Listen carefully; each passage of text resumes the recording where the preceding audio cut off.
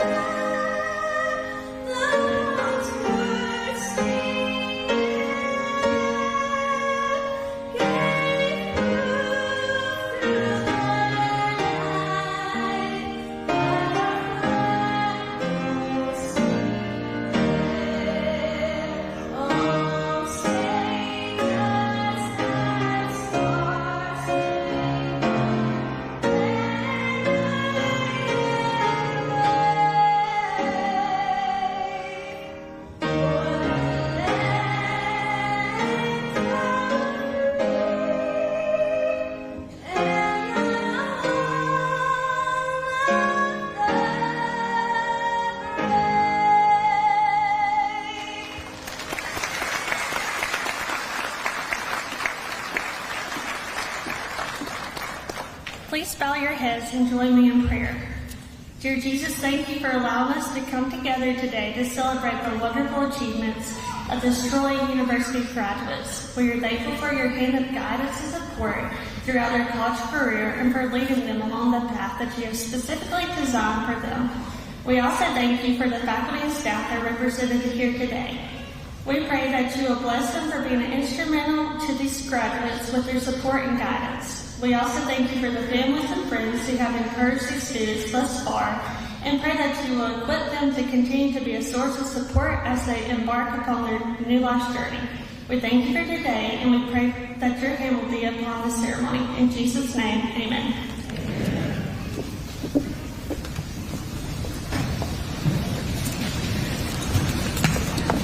Please be seated.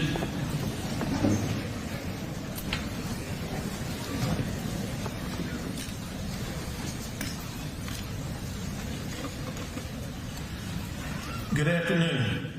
I'm Dr. Don Jeffrey, Vice Chancellor of the Dothan campus, serving Troy University. It is my pleasure to welcome you to the Spring 2023 Commencement Ceremony. I'd like to begin by recognizing our stage guests and ask each person to stand as I call your name. To my right, Dr. Dewey Todd, Assistant Dean, Sherrill College of Business. Dr. James Ortega, Associate Professor, College of Communication and Fine Arts. Dr. Kirk Davis, Associate Professor, Director of Academic Operations, College of Education. Dr. Wade Forehand, Director of Nursing, College of Health and Human Services. Dr. Mary Ann Templeton, Associate Provost, Dean of the Graduate School. Dr. Jack Hawkins, Chancellor of Troy University. Chairman Brandon Shoupe, our guest speaker, who will be formally introduced in a few minutes. Dr. Carrie Palmer, Senior Vice Chancellor for Academic Affairs. Dr. Marty Olaf, Wallace D. Malone, Jr., Distinguished Faculty Award recipient, Professor and Dothan Campus Coordinator of College of Arts and Sciences. Please join me as we recognize these stage guests.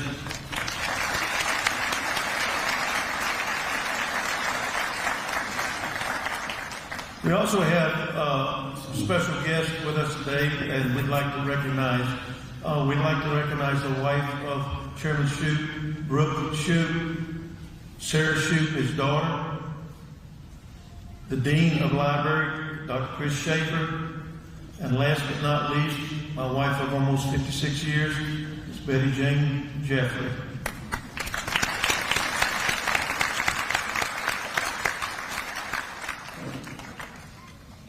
Troy University is honored to be a part of your lives, and we thank you for choosing us to be with you on such an important journey. Our staff and faculty look forward to this day, seeing you recognized for all you have accomplished and sharing this special time with your family and friends. We know how hard you have worked and how much you have sacrificed, and hope that you will always look back fondly on your time at Troy University. Our Chancellor works tirelessly behind the scenes so that we can continue having celebrations such as this. He is a champion of our students, our programs, our future, and it's my honor to introduce the Chancellor of Troy University, Dr. Jack Hawkins, Jr.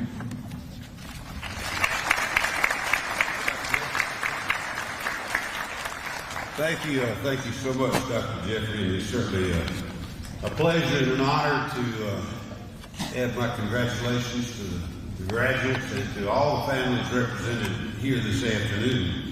This is often referred to as the most important day of the year at Troy University, and so we're delighted to spend it with each of you. I'm delighted, too, to thank Dr. Don Jeffrey. Dr. Jeffrey has served this university almost a half century, and it's been my pleasure to work with him for the last 34 years. But it was in 1990 that he answered the call. He was a member of the reserve military, and that was when Desert Storm had its beginning. He went off, left his family for almost a year, earned the Bronze Star, came back and served this university well. Graduates, I often quote the words of Billy Graham, who said the two most important words in any language, but the most underutilized words are those words, thank you. I'd like for all of you to say thank you through ovation to Dr. Don Jeffrey for his long service to Detroit and to this great country. Would you stand up?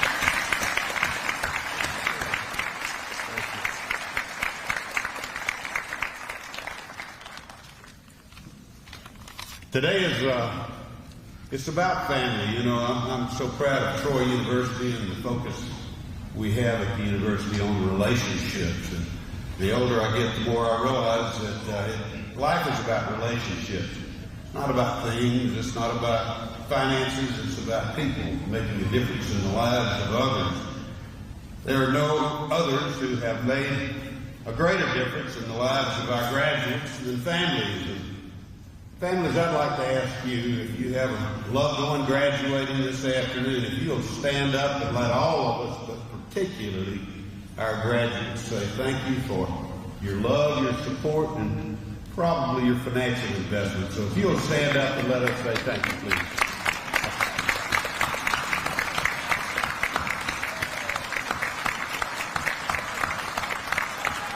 Thank you. Thank you so much.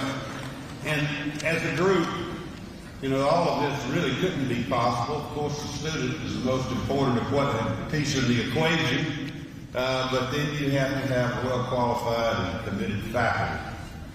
We have representatives of our entire faculty, which numbers in hundreds, but I'd like for our faculty who are here with us this afternoon, representing their disciplines, if you'll stand up and on behalf of all the faculty, please know how much we appreciate you. Please join me. Thank you.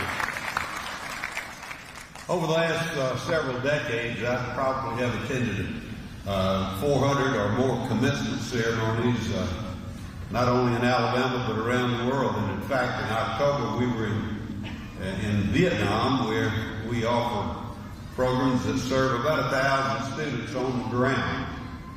It's phenomenal that 50 years ago we were at war. Today we're partnering to educate the young people.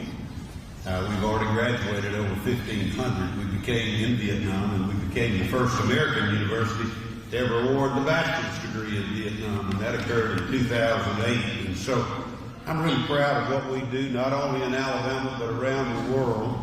We have graduated over 165,000 alumni from Troy University in every clime and place around this globe. It's truly a global experience that we hope we prepared you for.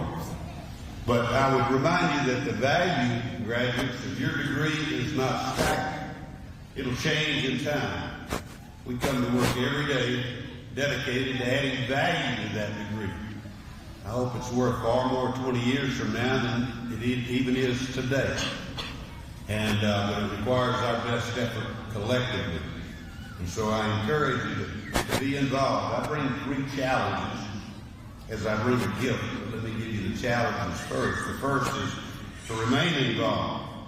Indeed, if you don't have a Troy car tag on your car, I hope you'll put one there, because it'll cost you $50, but it's tax deductible.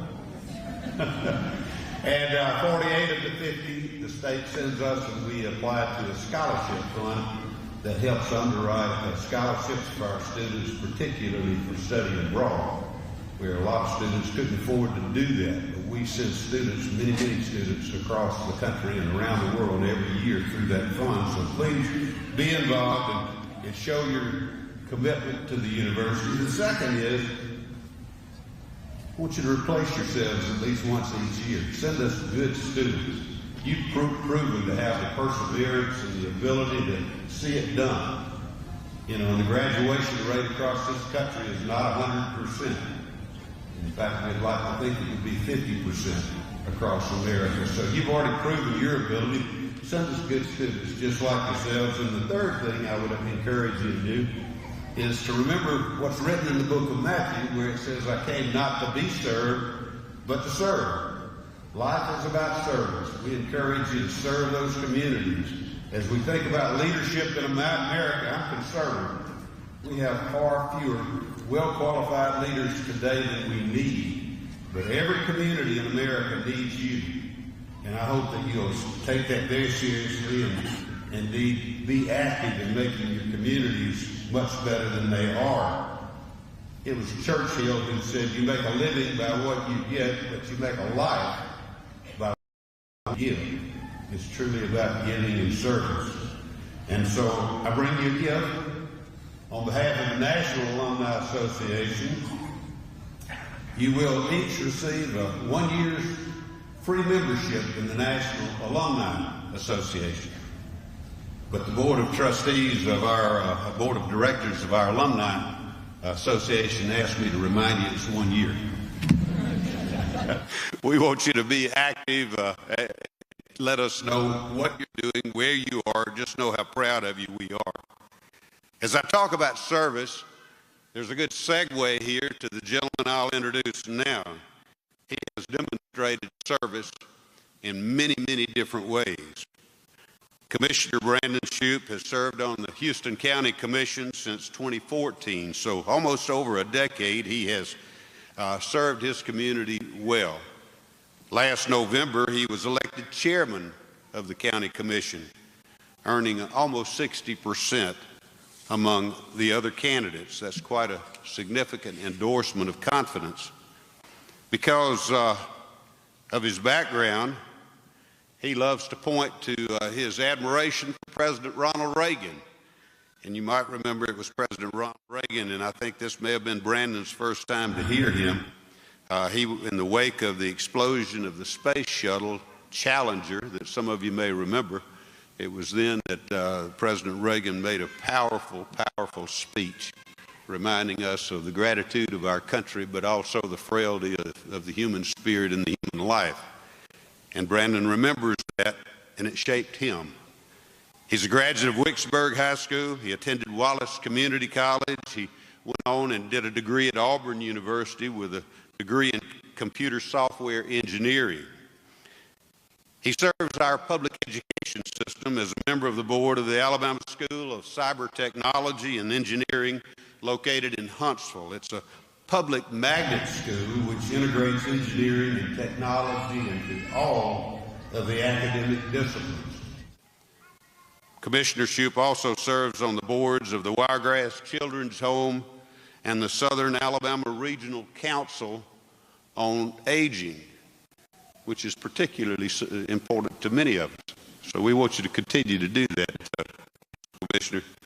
He's the owner of Kaiser Capital Investments, which operates 2 internet-based businesses. He and his wife, Brooke, and I'm delighted Brooke could be with us. They have 2 children, Ethan and Sarah. And I'm going to save a spot at Troy University for both Ethan and Sarah. Sarah, you heard that, right? Okay. And they are very devoted members of the Covenant Methodist Church in Dothan. Please join me in thanking a public servant, a friend of Troy University, and a great and devoted leader in this community, Commissioner Brandon Shoupe.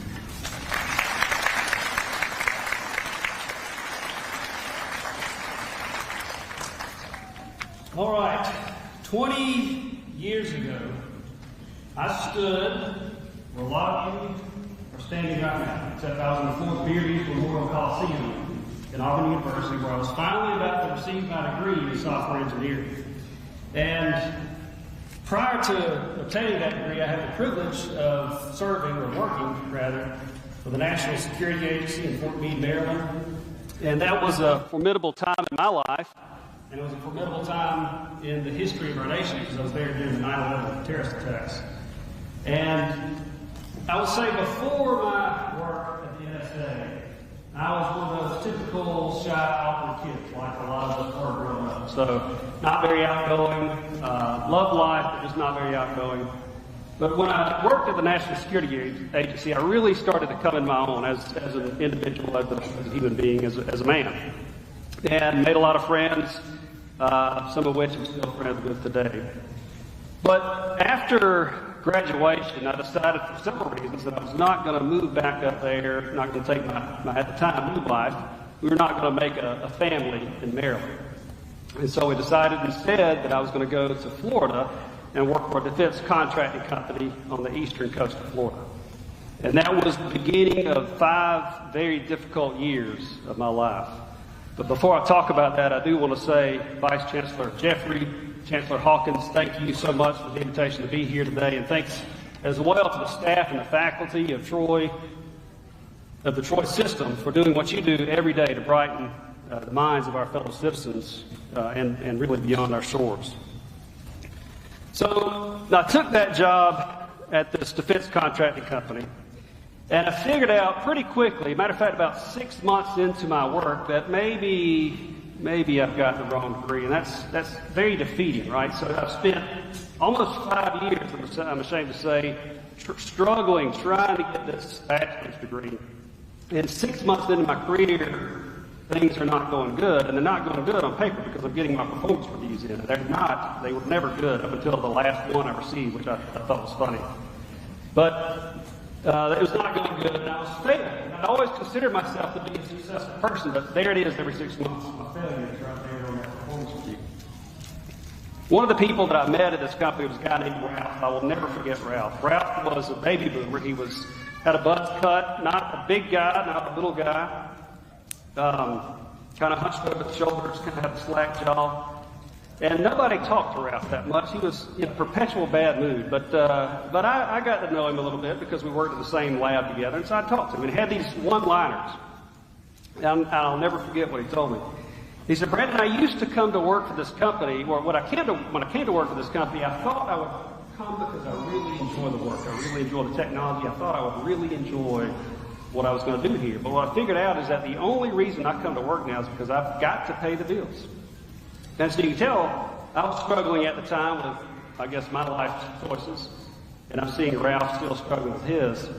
He told me another time, he said, Brandon, working at this company is a lot like stirring crap. I was like, what are you talking about, Ralph? He said, every project is just another stir of the same crap. And I rocked along for a few more months, and I was stopped in the hall one time by a guy named Tim. Tim was one of the higher-ups in the building that I worked in. Tim stopped me and said, Brandon, I've been noticing you need to smile a little bit more. I mean, I knew I was miserable, but I did not know that I wore my misery on my face. But what really struck me is that he was the second person to tell me that in the span of about a week. And it was like my eyes had been opened up, and I could see off into the future, and I could see myself maybe about 5 years away from retirement with a buzz cut, hunched over the shoulders, with a slack jaw, perpetual bad attitude. And I knew that that's not what I wanted for me. And I remember telling myself, this is not the life that I want. And so, after much consternation, my wife and I decided to sell our home, and we moved back to the land of opportunity, to Dothan, Alabama. And in my naivety of being 25 years old, I thought, okay, I still had confidence for some reason. All right, I'm done with technology. I want to sell commercial real estate. And so you can imagine how naive that was. 25 years old, no professional contacts at the time in Dothan, and I'm going to sell commercial real estate. And so, the market was booming, did okay, but never really great. And then in 2007 and in 2008, the market began to come unwind, and I knew, okay, the writing's on the wall, that chapter is closing. I knew I had to do something else. But by that time, we had a child. We had child number 2 on the way, and necessity, as always, is the mother of all motivation, and I knew I could not fail at whatever I pivoted to. And I considered myself to be kind of a failure, just because I've had 2 professional failures so far, and I'm still just 25 years old. And so I started a web development company, thinking I'm a failure because I'm going to have to go back on the technology background of mine, but I started a web development company, and although web development is not the most exciting thing in the world, what is exciting were the people that I got to meet every day, the business owners. I wasn't necessarily chained to a desk. I was out meeting people, helping people solve complicated problems. And in those days, websites were complicated problems. They weren't point and click like they are today. They were very complicated. And I thrived in that business, and the business began to grow. We eventually grew to about a 4-man shop, which in Dothan, Alabama, by the way, that's a pretty big deal when all you do is build websites. And for a while, we were renowned across the state of Alabama. I sold that business in 2016. In 2014, I ran for District 4 of the County Commission, and last year I was elected the Houston County Commission Chairman. But I'm not here today to talk to you about struggle. I'm not here today really to talk to you about success. I do not consider myself to be an expert on that topic. But I'm here today to talk to you about something I think you need more, something that I think if you have this, you'll be much more likely to be successful as you go through in your personal and in your professional life. And I'm talking about joy. Not the joy that comes from success, not the joy that comes from things that you've achieved. That joy is fleeting. That's going to go away pretty quickly. I'm talking about the joy that you have every day inside your heart. I'm talking about that joy. And so today I'm going to talk to you about how to nurture that joy and about how to protect it. And the first bit of advice I have, as you can imagine, is don't go to work every day doing something that makes you miserable. Now, looking at the number of graduates, prospective graduates that we have here today, I can go ahead and predict that some of you are going to get out in the workforce and you're going to figure out, maybe 6 months, maybe a year, you're going to figure out maybe I've got the wrong degree. I'm here to tell you that's okay. The fact that you have strove for years to obtain the degree that you have, that you're about to receive on this piece of paper, means as much to potential employers as the words that is printed on that degree. So don't worry, and don't think of yourself as a failure. Think of it just as part of your story, maybe a story that you will recount, that you will talk about 20 years from now when you're giving an invocation. Next thing I want to tell you is we all need to disconnect to reconnect. So what do I mean by that? I mean, as much as possible, need to stay off of social media. Now, I will tell you, I am on social media. I have to be, because that's where the world communicates, and I'm a politician, I'm an elected official. I've got to communicate in that world. But social media, let me ask you this. For those of you that were in a hurry today, and you were eating your ham sandwich or your peanut butter and banana sandwich, how many of you took a picture of that sandwich and posted it on Facebook? Probably nobody. All right, but some of you may go to Florence, Italy, and celebrate your degree in a week or a month from now. And maybe you'll imagine you go in the finest restaurant in Florence, and you have this most exquisite presentation at this awesome restaurant. You're going to want to take a picture of that moment to preserve it, right? To preserve it in your memory. And then you're going to be tempted to post it on social media. And then everybody else is going to see that, and they're going to compare their boring, mundane life to what you're doing. And that is the fallacy of social media, because we compare, because we're all boring, mundane people. Like, there's nobody in here, I don't think, that's a superstar. And so we all have boring lives, but we compare ourselves to the highlight reels of everybody else. And you don't deserve that. You do not deserve to compare yourself to others in that way. I had a pastor one time, I'll never forget, Hayes McKay. Some of you probably know him. He said, it is absolutely idiotic to try to keep up with the Joneses. You buy things you don't need with money you don't have to impress people that you don't even like. And just when you get caught up with the Joneses, they go to the bank and they refinance. And the cycle starts again and again. So you'll never be able to keep up with the Joneses. Don't even try. One of the people that I have a lot of admiration for is Senator Katie Boyd Britt. I'm sure some of you have met her before. She is extremely, extremely talented, extremely charismatic. She can speak faster than my mind can form a complete thought. If you could check the boxes of what it means to be a perfect political leader, Senator Katie Boyd Britt would be it. And this is the best part. She is younger than I am. She has accomplished more in her small, short career than I probably ever will in the entirety of my professional career. And so you might think that as a driven person that is competitive, like many of us are, that I would be jealous of Katie, but I promise you I'm not. And I'm not here to preach to you today, but I do believe that God gives each and every one of us the talents and the skills that we need on our journey through life. Her journey is much different than mine. The person sitting next to you did not start at the same place that you did. Maybe they had more growing up. Maybe they had less. You're here today. We're all going to eventually end up at the same place, but we're all on a different journey. Remember that. Don't compare your journey to somebody else. Don't watch the national news. That might surprise you coming from an elected official. The news is not there to inform you. The news is there to infuriate you and to monetize your eyeballs as you click, as you share, as you are infuriated, and as you share those stories with others.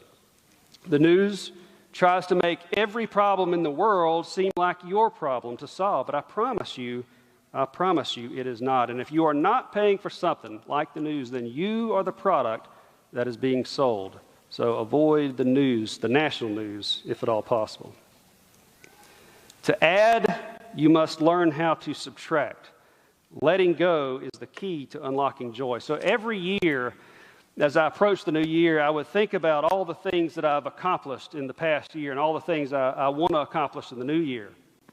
And I take inventory of my financial portfolio. What do I want to add to my portfolio? What do I want to add to my list of accomplishments? More. But I'll tell you, I've learned over my years that the most miserable people I know are the people that can't let go of anything. It's not that they don't have enough, they just can't let go of certain things. How can you go forward in life when you have all this stuff that's holding you back, that's weighing you down as you're trying to go through life? You can't. So maybe we need to learn how to forgive each other. Maybe we need to learn how to forgive ourselves, because sometimes that could be more difficult than forgiving others. To add, you must subtract. Sometimes you have to edit people out of your life. That's not to say that they're bad people. Maybe they're just not good influences on you where you are in your life. To add, you must learn how to subtract. You must also accept that every blessing comes with a burden. If you're going to be a great musician, you're going to have to sacrifice thousands of hours to become a great musician. Thousands of hours that you could have spent with your friends, with your family, doing other things. You're going to have to sacrifice that. A lot of times your success in life is going to be limited only by what you are willing to give up, only limited by the burdens that you are willing to bear. And it doesn't have to be anything grand. It could be as simple as my daughter's bedroom. So she had a small bedroom on one end of the house, and she wanted the mother-in-law suite because it's got a big bedroom, or it is a big bedroom. It's got its own bathroom. It's got a big closet to put all of her nice clothes in there. What little girl would not want that? So I was excited, and she was excited, and we moved her into the mother-in-law suite. Now she's got this big girl bedroom. But every blessing comes with a burden. So the burden for her is that it's right next to the kitchen. And despite my many months of trying, I get up early in the morning, and I have yet to figure out how to make coffee and breakfast, as quiet as a ninja. So I'm always waking her up. Every blessing comes with a burden. The last thing I want to leave you is this. You are the man in the arena, or you are the woman in the arena. Now, this is a university setting, so I'm not going to insult anybody's intelligence, but I'm going to say most people in this room have probably never heard of the speech by one of my heroes, President Theodore Roosevelt, called Citizenship in a Republic. It was a speech he gave in France after he left the office of presidency, but more of you most likely have heard of the phrase or heard of the passage, the man in the arena. It is not the critic who counts, not the man who points out how the strong man stumbles or where the doer of deeds could have done them better.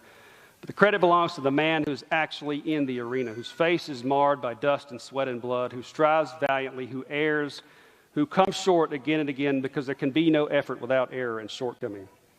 But who does actually strive to do the deeds, who knows the great enthusiasms, the great devotions, who spends himself in a worthy cause, who at the best in the end knows the triumph of high achievement, and who at the worst, if he fails, at least he fails while daring greatly, so that his place shall never be among the cold and timid souls who neither know victory nor defeat. So the first time I read that passage, it was a few years back. It was after I'd been elected to the county commission. I was reading a biography on President Roosevelt. And it really spoke to me because I don't know if you know this. Some of you probably do. Some of you will figure it out when you run for public office. But when you win an elected office, sometimes politics can attract, let's just call them what it is, people that are a little bit out there. And these people sometimes are your critics. It's not that they're opposed to what you're doing. It's just they're opposed to it because it is you that is doing it. They're just critical. And so when I read that passage, I thought, you know what? President Roosevelt was actually very right. So I'm the one that's got to make the decisions. I got to make the decisions that I'm comfortable living with. I'm the one that's got to look at myself in the mirror, so I need to make my decisions and not worry about the critics. But I figured out as I pondered that passage, there's actually a little bit deeper meaning. And that deeper meaning is this: don't live your life according to the expectations of others. So when I was in college, my best friend at the time, I told him, I said, I think I want to work. I think I could do this. I want to work for the CIA or the NSA. And he laughed at me. He laughed at me because he had different expectations for my life than I did. And I'm not, I've probably done the same thing to the different people from time to time, but we all have different expectations. And so his expectations were not what my expectations were. And I think sometimes, thinking back, like, where would I be if I did not go to work for the NSA? I don't really want to think about that. And I'm not saying that you should not ignore well-intended advice, because the people in the stands, as you are in the arena, the people in the stands, they're your parents, they're your family, they're cheering you on, they're shouting advice. But you also have your enemies in the stands, and they're cursing you, and they're hurling insults at you. That's part of life. Just remember, you are the person in the arena. You have to look at yourself in the mirror every day, so be comfortable with the decisions that you make. It's been said by many people that when you talk to people in nursing homes, and you ask them, what do you regret? It's not the things that they did that they regret, but it's the things that they did not do. So if you can live your life according to your own expectations, if you can resist comparing yourselves to others, if you can limit your time on social media, if you can limit your exposure to the national news, if you can learn to let go, if you can accept that that burdens come with all of your blessings, then you will be a joyful person. And when you are a joyful person, you'll be much more successful and much more happy than right now you can possibly imagine. Thank you.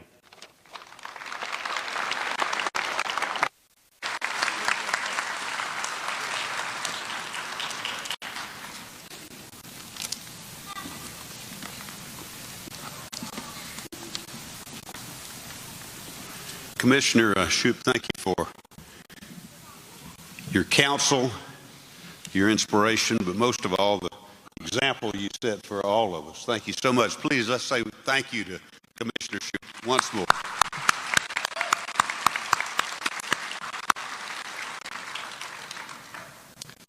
Will the candidates for the associate's degree please rise?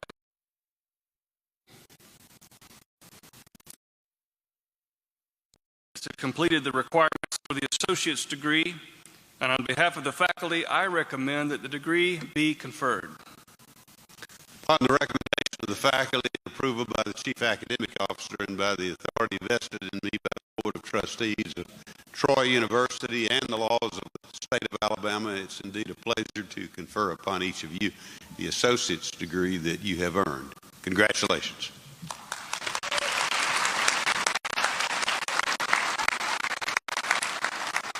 Graduates, please change your tassels from the right side to the left side of your cap. Congratulations, you may be seated.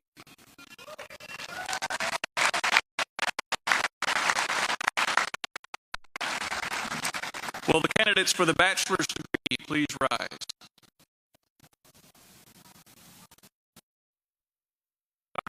These candidates have completed all requirements for the bachelor's degree. On behalf of the faculty, I recommend that the degree be conferred.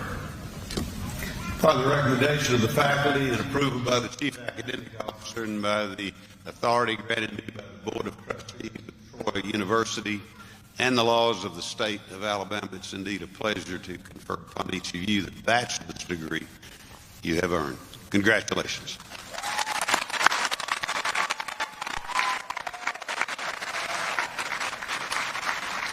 Graduates, please change your tassels from the right side to the left side of your cap. Congratulations, you may be seated.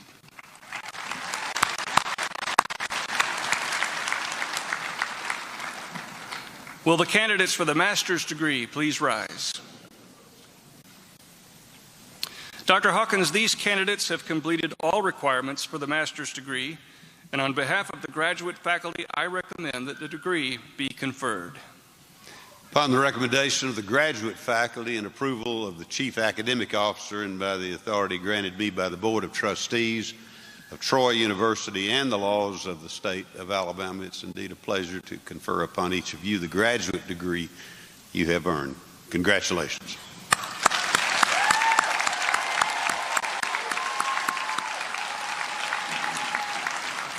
Graduates, please change your tassels from the right side to the left side of your cap.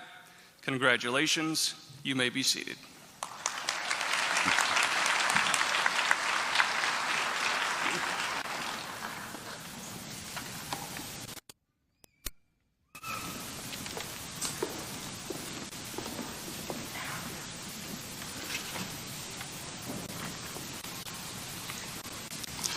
Will the graduates for the associate's degree please come forward?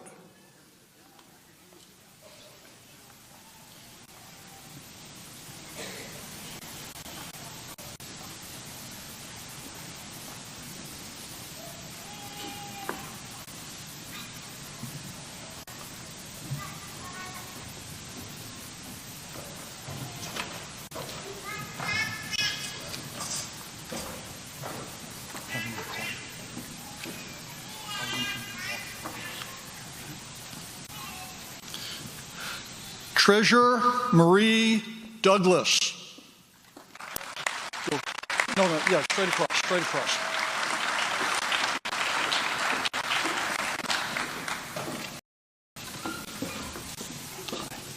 Thank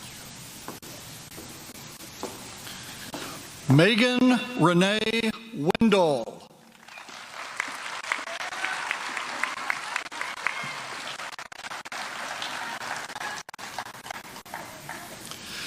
Will the graduates for the bachelor's degree in the College of Arts and Sciences please come forward?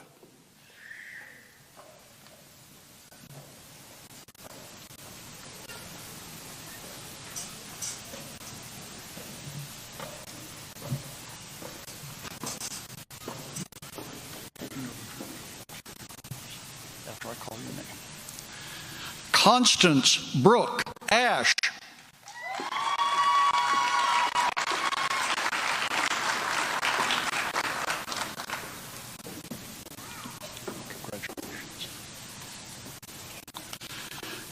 Kaylee Megan Glass.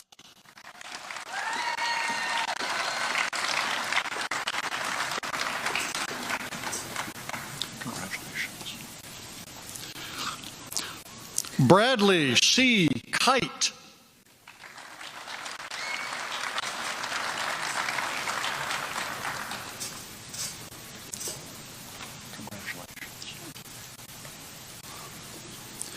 Dorothy Jean Rose.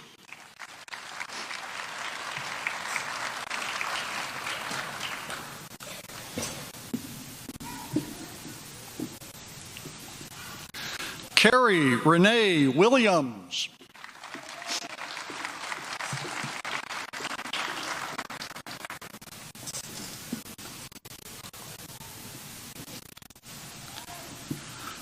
Donald David Bagley Jr.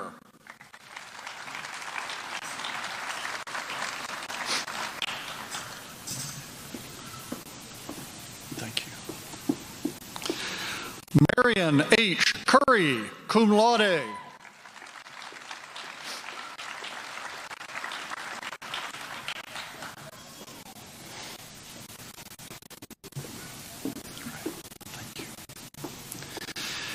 Kelly Ann Gonzalez, cum laude.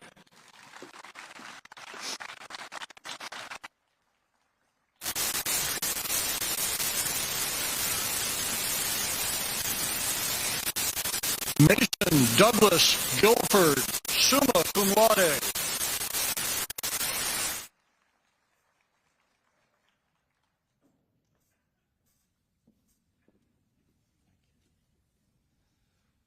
Susan K. Morgan, summa cum laude.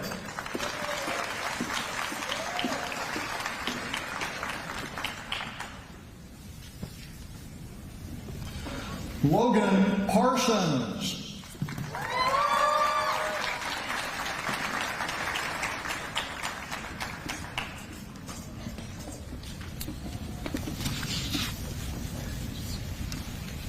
Will the graduates of the bachelor's degree in the Sorrell College of Business please come forward?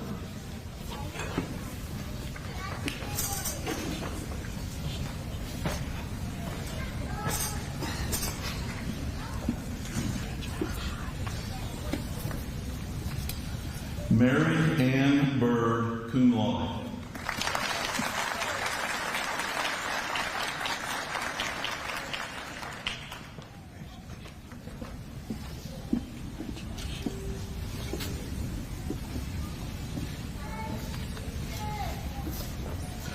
Kyla Clifton, summa cum laude.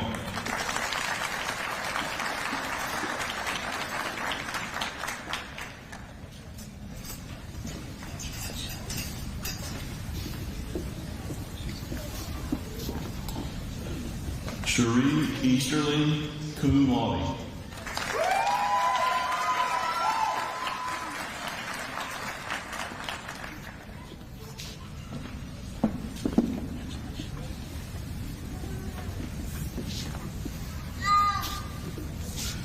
Heather Lynn Folter.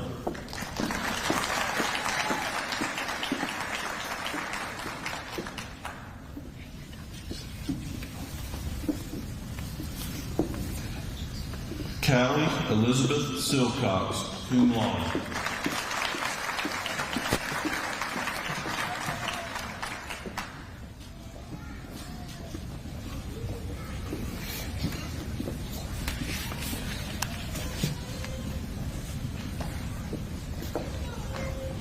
Will the graduates of the bachelor's degree in the College of Communication and Fine Arts please come forward?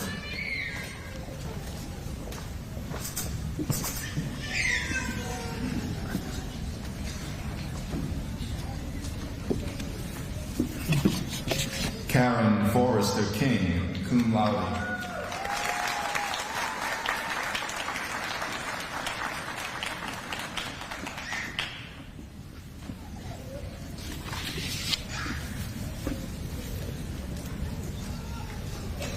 Will the graduates of the bachelor's degree in the College of Education please come forward?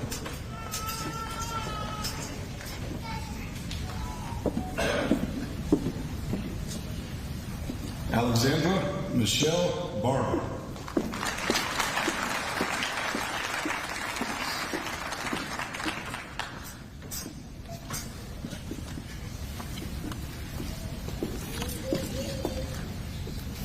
Christopher Bond, magna cum laude.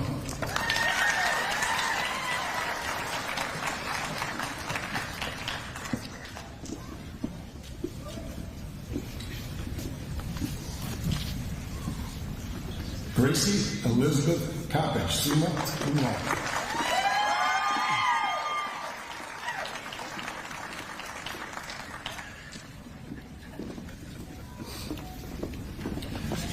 Diane Marie Koslet, magna cum laude.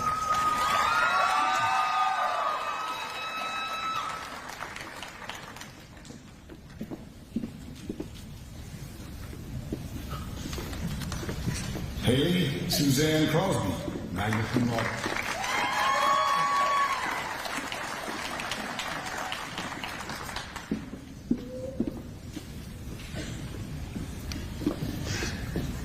Tiana Marie Crudup Harewood.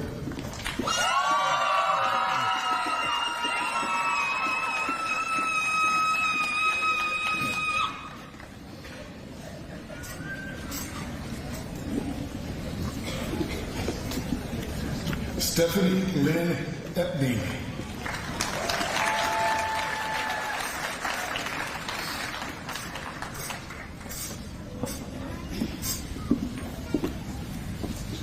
Brittany Nicole McCree.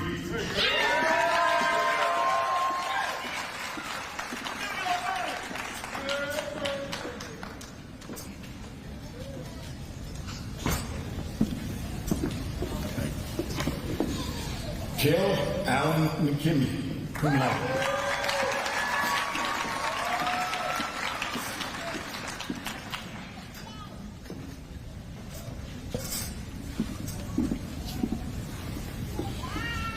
Jalen Francine Parker.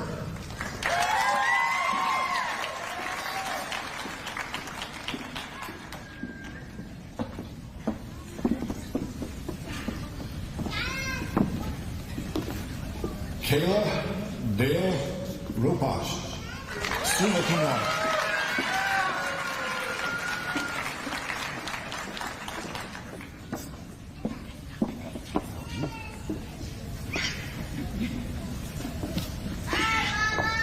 Rhonda Michelle Silas Saunders.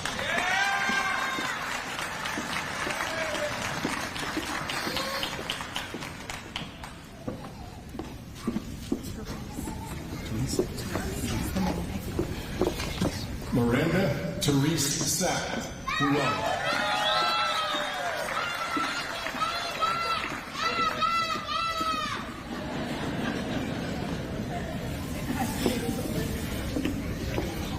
Kayla G. Sneller.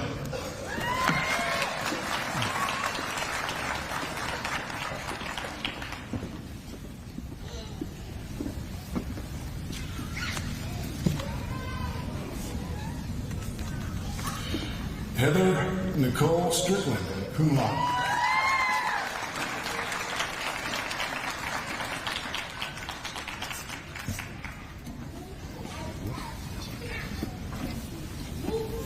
Joshua Brent Vaughn, summa cum laude.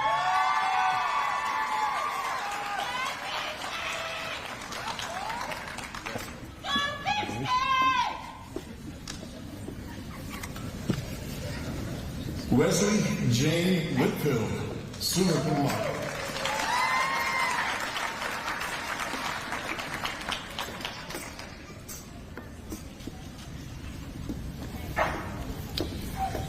Jasmine Victoria Wisdom, magna cum laude.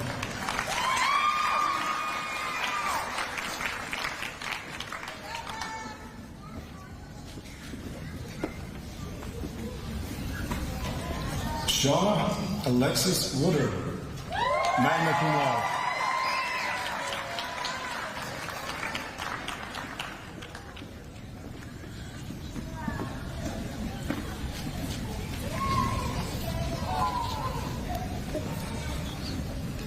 Will the graduates of the bachelor's degree in the College of Human Health and Services please come forward?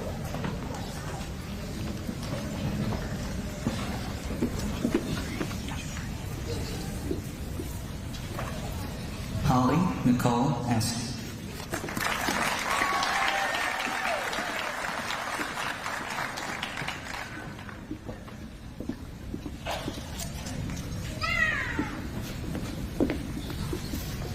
Shalonda Trinae Brown.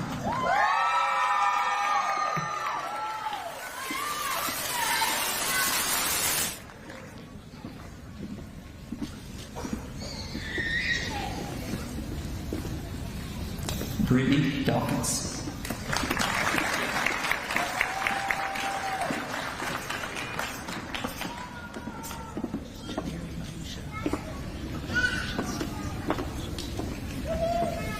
Janari Maisha Dawkins.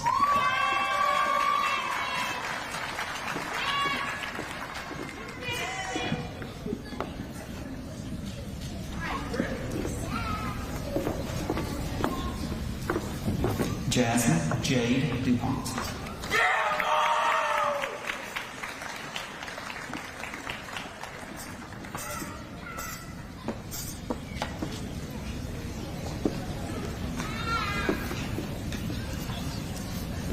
Kimberly Michelle Gifford.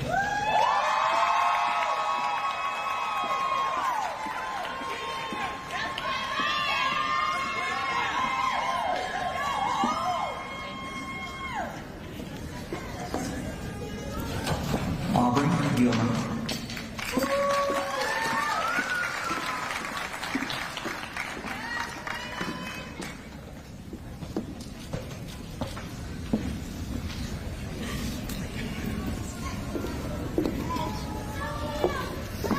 Kelsey Rayanne Harrison, cum laude.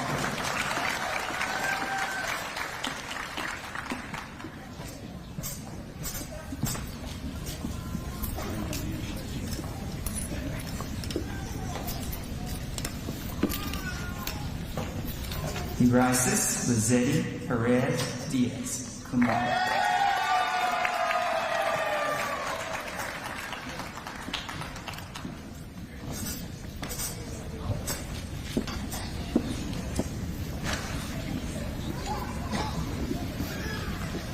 Ola L. Jackson, cum laude.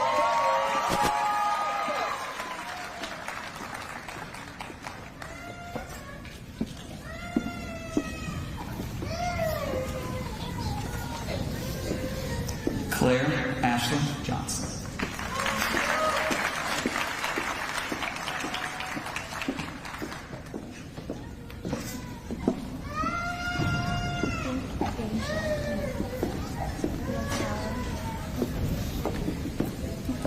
Deja Latara Jones.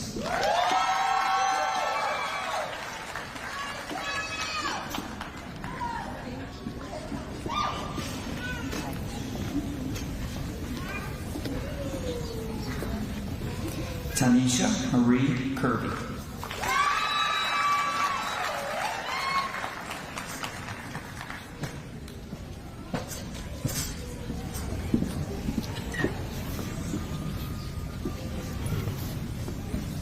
Yolanda Tawanda Marie McBride.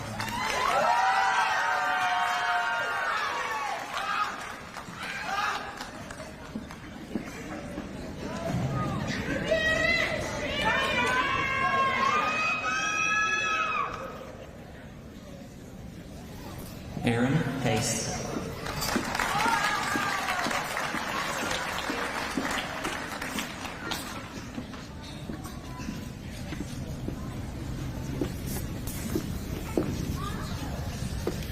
Danielle Youngs.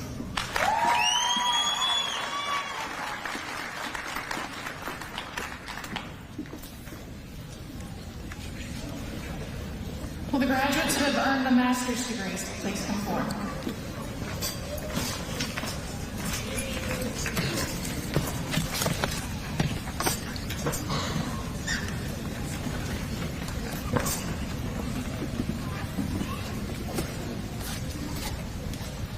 Nathaniel Ron Barley.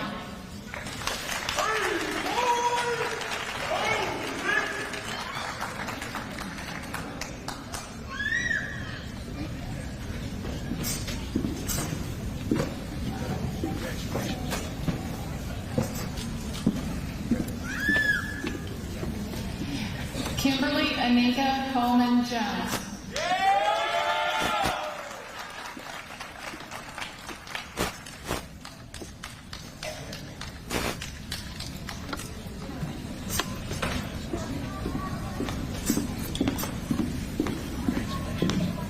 Jamie Gardner.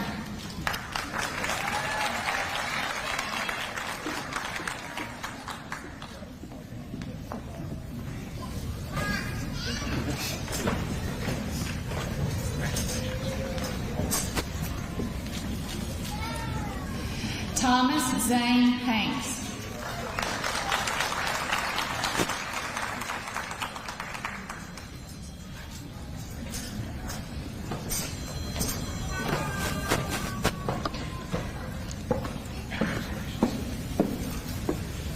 Cynthia Carmel Pouncey Terry.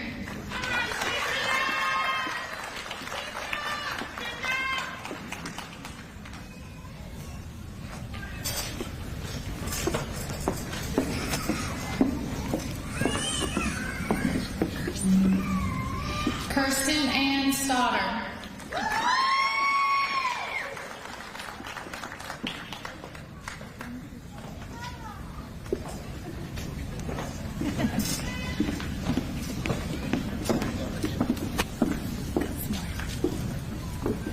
Alicia Danielle Gutsmore.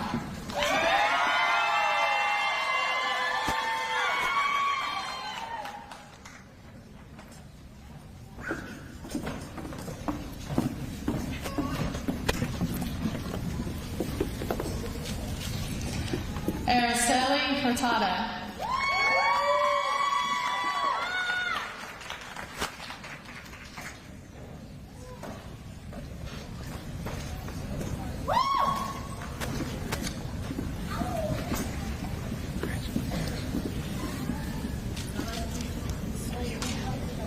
Strakelia Ingram.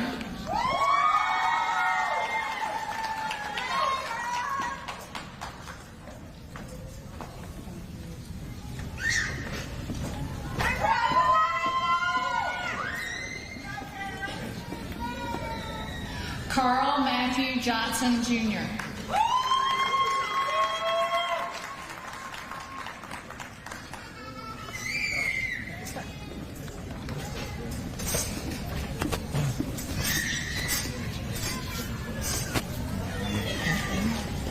Jeffrey Glenn Lipsy.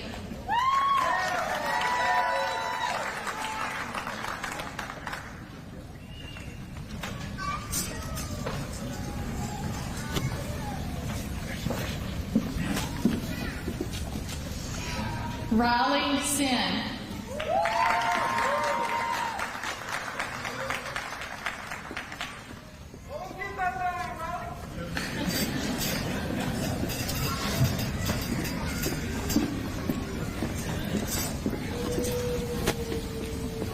Stacy R. Woodall.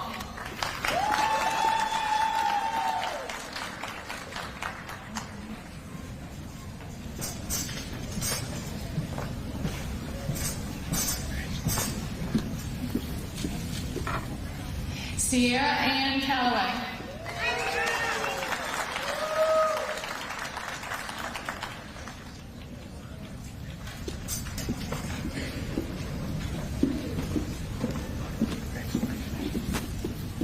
Bethany Evans Chancellor.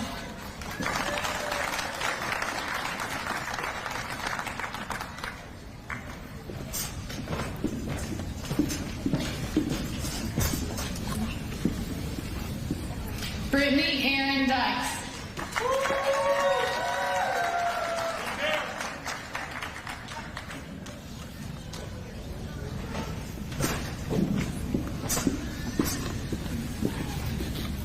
George Samuel Hoffman.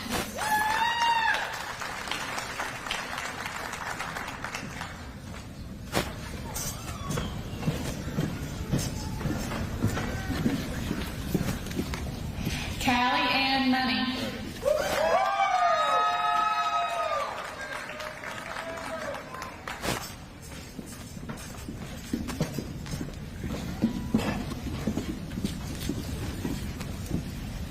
Trin Tu Tai Nguyen.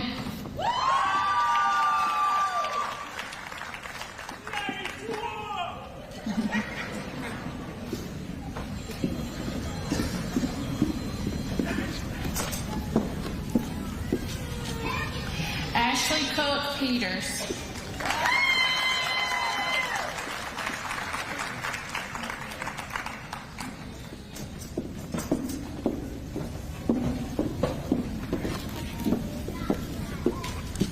Cassandra Christine Pierce.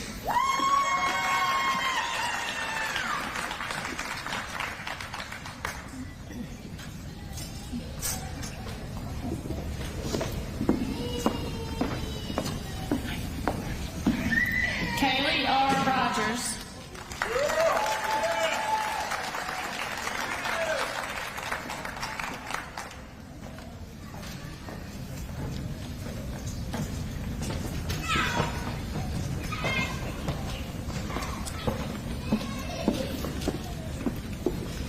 Erica Heidi Searcy.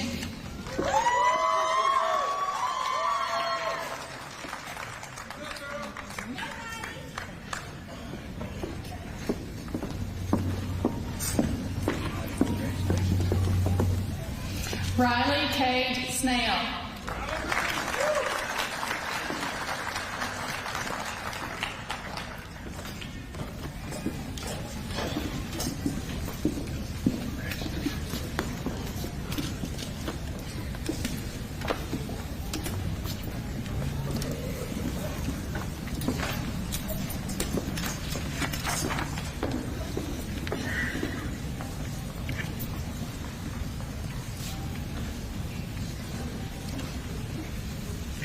Let's give these graduates another round of applause.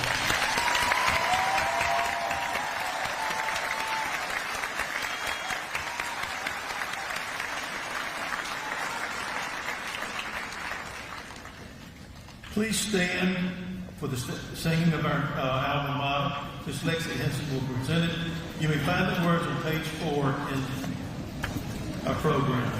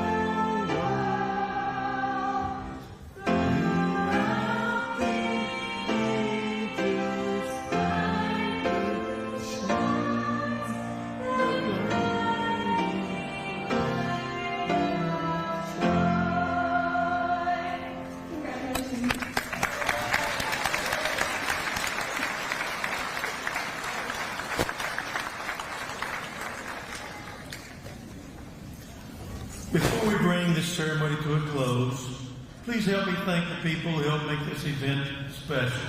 Our pianist, Sharon Colson, our vocalist, Lexi Henson, our mace bearer, Dr. Marty Orr, our faculty and floor marshals, Dr. Richard Bosch, Ms. Susan Green, Ms. Debbie Kirby, all of our outstanding staff on the Dothan campus and our Dothan campus officers and physical plant.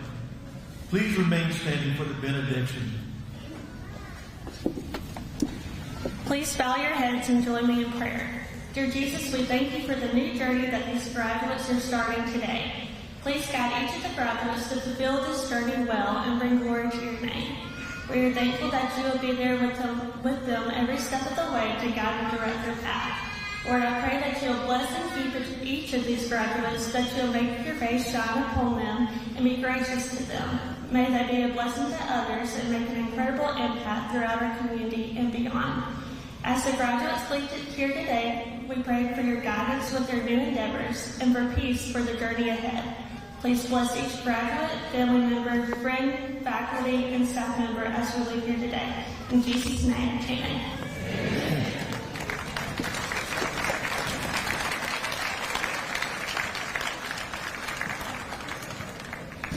These commencement proceedings are now complete. Congratulations, graduates. Please remember to leave your diploma covers in your seat. Audience, I ask that you please stay in place until all the graduates and platform party have exited the arena. The graduates will exit out following the floor marshals. Guests, we ask that you please give the graduates a couple of minutes to exit the building, and then you may exit through the two doors on your right, and meet your graduates in the parking lot. Thank all of you for coming out today, and have a wonderful evening.